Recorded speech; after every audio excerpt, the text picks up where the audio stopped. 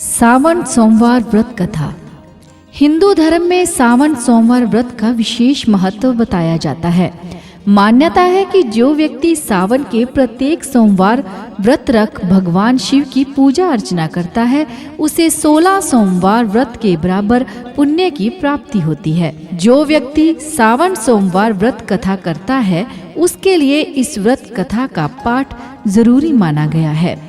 आइए जानते हैं सावन सोमवार व्रत की ये पौराणिक कथा। पौराणिक कथा के अनुसार अमरपुर नगर में एक अमीर व्यापारी रहता था। नगर में सभी लोग उस व्यापारी का सम्मान करते थे, लेकिन उसकी कोई संतान नहीं थी, जिस कारण वो दुखी रहता था।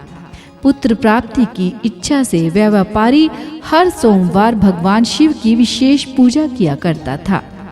उस व्यापारी की भक्ति से प्रसन्न होकर एक दिन माता पार्वती ने भगवान शिव से कहा, हे प्राणनाथ, यह व्यापारी आपका सच्चा भक्त है। हर सोमवार आपका व्रत रखता है और पूजा नियमित कर रहा है। भगवान, आप इस व्यापारी की मनोकामना अवश्य पूर्ण करें। पार्वती जी के काफी बार आग्रह करने पर भगवान शिव ने कहा, तुम्हारे आग्रह पर मैं इस व्यापारी को पुत्र प्राप्ति का वरदान देता हूँ, लेकिन इसके पुत्र की उम्र सिर्फ 16 वर्ष ही होगी। उसी रात भगवान शिव ने उस व्यापारी को सपने में दर्शन देकर उसे पुत्र प्राप्ति का वरदान दिया और ये भी बताया कि उसका पुत्र 16 वर्ष तक ही जीवित रहेगा। भगवान से वरदान पाकर व्यापारी को खुशी तो हुई, लेकिन पुत्र की अल्पायु की चिंता भी उसे सताने लगी। अभी भी व्यापारी पहले की तरह सोमवार का विधिवत व्रत करता रहा। कुछ समय बाद उसके घर अति सुंदर पुत्र का जन्म हुआ। व्यापारी को पुत्र जन्म की अधिक खुशी नहीं हुई, क्योंकि उसे पुत्र की अल्प आयु के रहस्य का पता था। जब उस व्यापारी का पुत्र 12 वर्ष का हुआ तो शिक्षा के लिए उसने वाराणसी भेजने का निश्चय किया। व्यापारी ने अमर के मामा को बुलाया और कहा कि अमर को शिक्षा प्राप्त करने के लिए वाराणसी छोड़ आओ और रास्ते में जहाँ भी विश्राम के लिए ठहरना, वहीं यज्ञ करते और ब्राह्मणों को भोजन कराते जाना। उन दोनों ने बिल्कुल ऐसा ही किया। लंबी यात्रा के बाद मामा भांजे एक ऐसे नगर में पहुँचे जहाँ राजा की कन्या के विवाह की खुशी में पूरे नगर को सजाया गया था। उस कन्या का विवाह जिससे होने जा रहा था, वो लड़का एक आंख से काना था। निश्चित समय पर बारात आ गई, लेकिन वर का पिता अपने बेटे के काने होने के कारण बहुत चिंतित था। उसे भय सता रहा था कि कहीं राजा को इस बात का पता न चल जाए। वर के पिता ने व्यापारी के पुत्र को देखा तो उसके मस्तिष्क में एक विचार आया, क्यों ना इस लड़के को दूल्हा बनाकर राजकुमारी से विवाह करा दूं और विवाह के बाद इसको धन देकर विदा कर दूं और राजकुमारी को अपने नगर में ले जाऊंगा। वर के पिता ने ऐसा सोचते हुए व्यापारी के बेटे और उसके मामा से बात की। दोनों ने वर के पिता की बात स्वीकार कर ली। ऐसे राजकुमारी का विवाह व्यापारी के बेटे के साथ संपन्न हुआ। व्यापारी के बेटे ने जाते हुए राजकुमारी की ओढ़नी पर लिख दिया, राजकुमारी चंद्रिका, तुम्हारा विवाह तो मेरे साथ हुआ था। मैं तो वाराणसी में शिक्षा प्राप्त करने जा रहा हूँ। अब तुम्हें जिस नवयुग की पत्नी बनना पड़ेगा वह काना है। जब राजकुमारी ने यह पढ़ा तो उसने काने लड़के के साथ जाने से इनकार कर दिया। उधर व्यापारी का बेटा अपने मामा के साथ वाराणसी पहुँच गया। उसने पढ़ना शुरू कर दिया।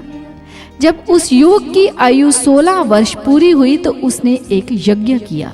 यज्ञ की समाप्ति पर ब्राह्मणों को भोजन कराया और खूब अन्न वस्त्र दान किए। रात को उस लड़के की मृत्यु हो गई।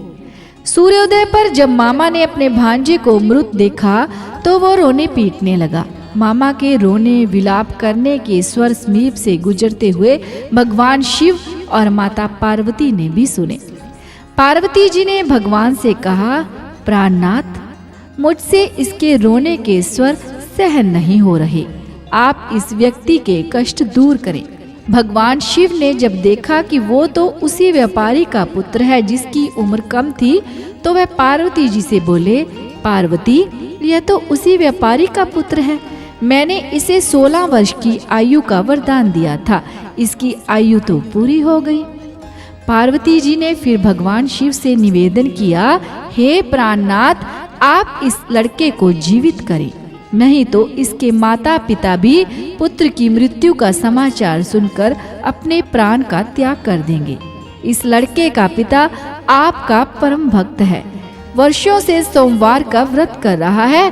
पार्वती जी के आग्रह करने पर भगवान शिव ने उस लड़के को जीवित कर दिया। शिक्षा समाप्त करके जब वह लड़का अपने मामा के साथ अपने नगर लौट रहा था तो दोनों चलते हुए उसी नगर में पहुँचे जहाँ उसका विवाह राजकुमारी के साथ हुआ था।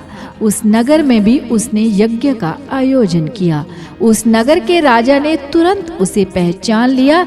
यज्ञ समाप्त होने पर राजा व्यापारी के बेटे और उसके मामा को महल में ले आए और उन्हें बहुत सा धन वस्त्र देकर राजकुमारी के साथ विदा किया। लड़के के मामा ने नगर में पहुंचते ही एक दूत को घर भेजकर अपने आगमन की सूचना भेजी। बेटे के जीवित वापस लौटने की सूचना से व्यापारी बहुत प्रसन्न हुआ। व्यापारी और उसकी पत्नी ने स्वयं को एक कमरे में बंद कर रखा था। भूखे प्यासे रहकर वो दोनों अपने बेटे की प्रतीक्षा कर रहे थे। उन्होंने प्रतिज्ञा कर रखी थी कि यदि उन्हें अपने बेटे के मृत्यु का समाचार मिला तो दोनों अपने प्राण त्याग देंगे। व्यापारी अपनी पत्नी के साथ नगर के द्वार पर पहुंचा। अपने बेटे के जीवित होने और उसके विवाह का समाचार सुनकर उसकी खुशी का ठिकाना ना रहा। उसी रात भगवान शिव ने व्यापारी के सपने में आकर कहा, हे श्रेष्ठी, मैंने तेरे सोमवार व्रत करने और व्रत कथा सुनने से प्रसन्न होकर तेरे पुत्र को लंबी आयु प्रदान की है। ऐसा सुनकर व्यापारी काफी प्रसन्न हुआ।